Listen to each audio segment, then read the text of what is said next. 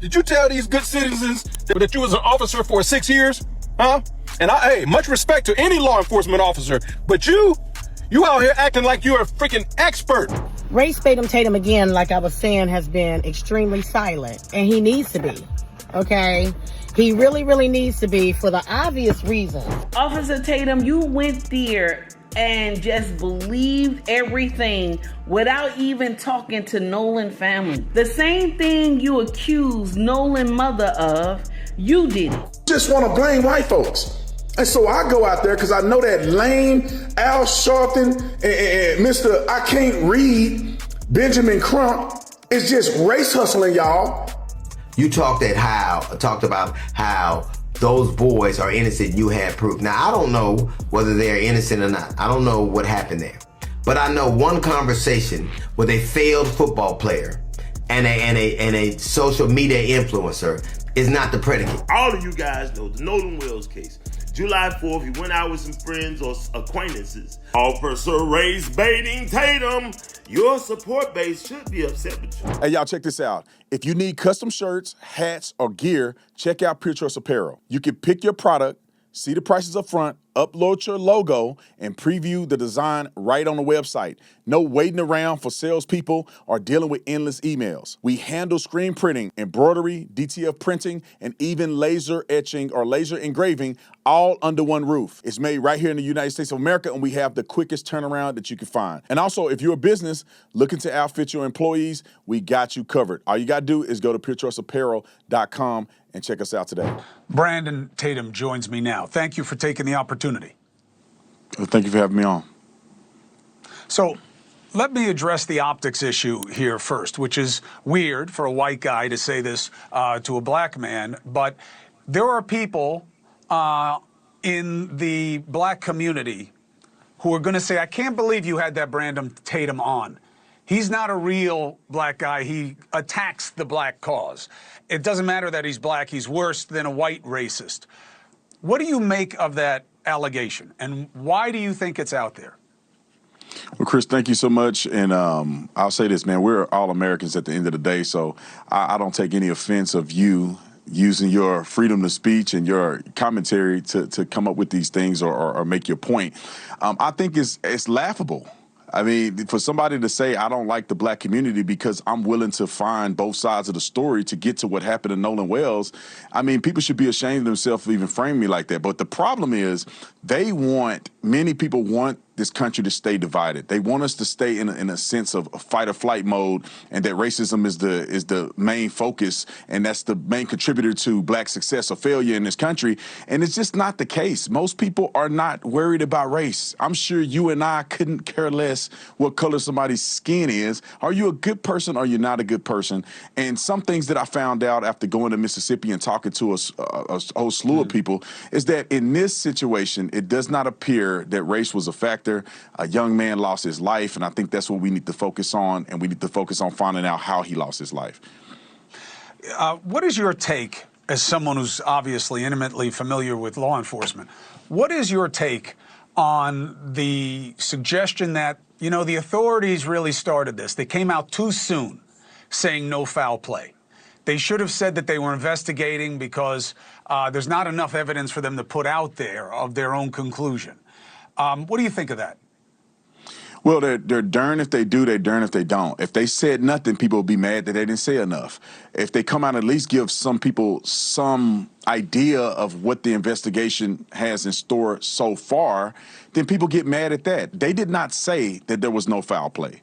They said at this point, we don't have any indication of foul play, which I think that any rational person that's involved or invested in this should feel very confident in, like, okay, we're not looking at some heinous murder where a kid was mutilated and things like that. At least they can feel somewhat of relief that it wasn't a brutal murder.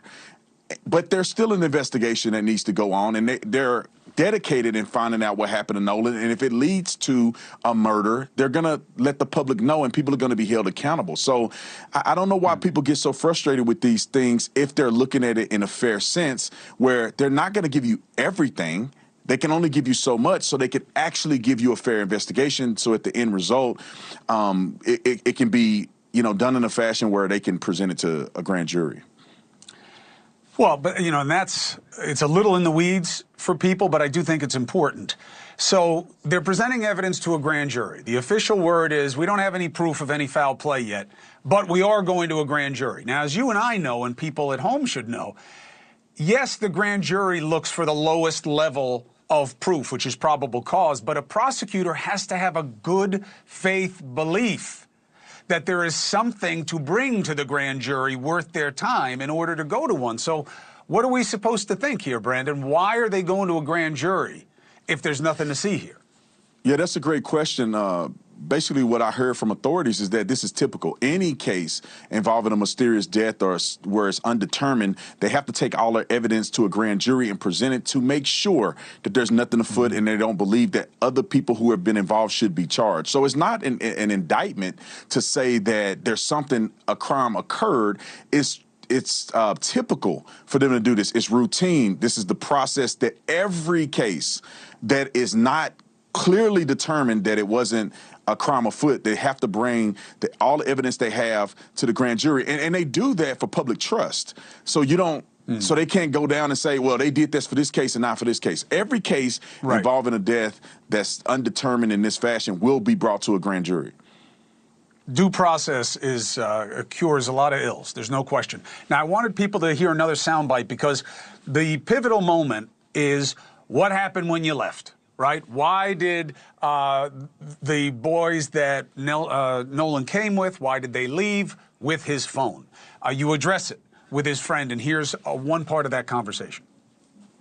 Nolan was sitting by the boat with that Katie girl, and my buddy yelled for Nolan, get on the boat. We're leaving. Panicking. Nolan, get the F on the boat. Get on the boat.